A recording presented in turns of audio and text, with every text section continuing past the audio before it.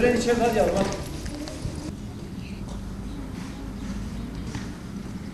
Eğlendik. Yani tatilimizi iyi değerlendirdik. 22 gün oldu tatilimiz toplam 15 günden. Biraz daha tatil uzatıldı.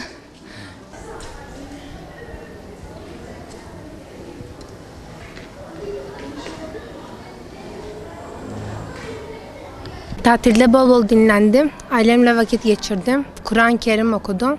Kitap okudum. Şimdi de okullar başladı. Allah tüm arkadaşlarıma, tüm okuldaki öğrencilere ve bana zihin açıklığı versin. Bu kadar. Güzel geçti abi. Evet. Bir hafta daha uzaması bizim için iyi oldu. Biraz daha dinlenmiş olduk. Şimdi dersler daha iyi olacak. Böyle abi, bu kadar. Evet, bir hafta boyunca ne yaptığınızı bize anlatır mısınız? Vallahi bir hafta boyunca abi biraz daha dinlendik zaman olduğu için.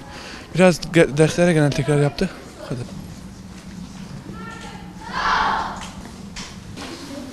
Dikkat et hususa. Hocam bir şey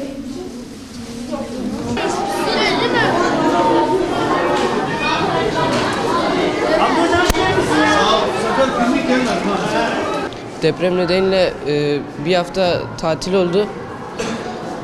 Bir hafta tatil bizim için çok önemliydi. Test çözdük, kitap okuduk, çalıştık. Bazen de oyun oynadık, eğlendik evde. Deprem kötüydü ama tatil iyiydi. Yeni eğitim öğretim yılının ikinci dönemi bir haftada gecikmeli olsa başladı.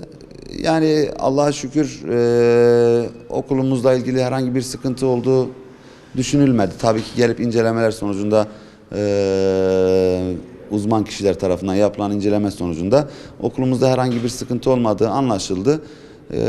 Başladık tabii mutluyuz. Herhangi bir sıkıntımız yok şu anda. Tüm öğretmen arkadaşlarıma, öğrencilerimize ikinci dönemin hayırlı olmasını temenni ediyorum. Vallahi tabii ki onların 2 haftalık tatilin 1 hafta uzatılması tüm Türkiye çapında düşünüldüğünde tabii ki şu anda mesela dün itibariyle 33-35 ilde sanırım tatil uzatıldı ama birkaç günlüğüne. Bizde de 1 hafta uzatılması öğrencilerin toparlayacağını düşünüyorum inşallah. Allah daha büyük kazalardan, belalardan ülkemizde milletimizi korusun tabii.